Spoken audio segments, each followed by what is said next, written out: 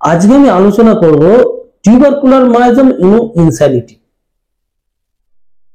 এই tubercular miasm এবং ইনস্যানিটির মধ্যে কিন্তু নিবিড় একটা সম্পর্ক আছে। ধরে নিন একটা কয়েনের এক পিঠ হলো টিউবারকুলার মায়াজম, আর একটি হলো ইনস্যানিটি বা মস্তিষ্ক ভারসাম্যহীন ব্যক্তি। এই দুটোর মধ্যে কিন্তু খুব সম্পর্কযুক্ত, পয়সার এক পিঠ পয়সার আর এক পিঠ।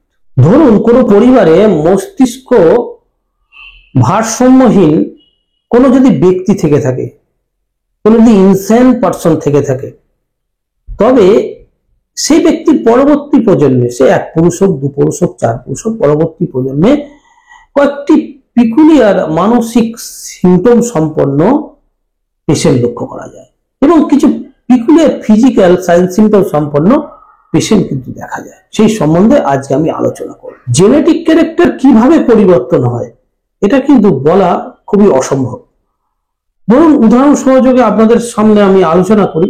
কোনো পরিবারে মাতা পিতা খুবই ভদ্র, শান্ত, কালচারাল, কিন্তু তার পরিবারের দেখা যাচ্ছে যে একটি ছেলে খুবই উগ্র প্রকৃতির, নেশাতে আসক্ত। কিন্তু কিভাবে হলো, কিভাবে এই চরিত্র বদলালো? আবার দেখা যায় যে অনেক ছেলে বাজে পরিবেশের থেকে মানুষ হয়েও সেই পরিবেশ তাকে স্পর্শ করতে পারে। অর্থাৎ মানুষের ভেতরটাই কিন্তু আসল জিনিস, মানুষের ভেতরের চরিত্রটাই আসল জিনিস। সুতরাং চরিত্র কিভাবে বদল হয় এটা কিন্তু বলা অনেকটাই অসম্ভব হয়ে ওঠে। এবার আমি মানসিক সিমটম নিয়ে আলোচনা করব। কিসের মানসিক সিমটম?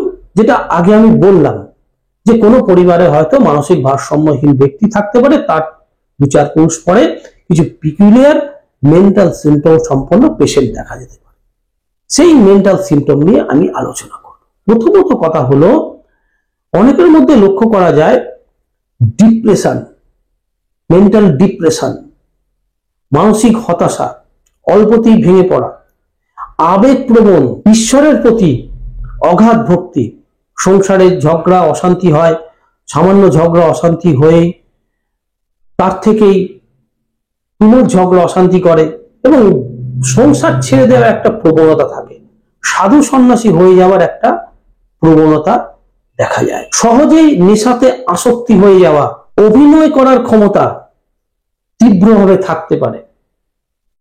একটা সামান্য ঘটনাকে বা একটা মিথ্যে ঘটনাকে ভালো করে অভিনয় করে ফুটিয়ে তোলার ক্ষমতা এই পেশেন্টগুলোর মধ্যে থাকে।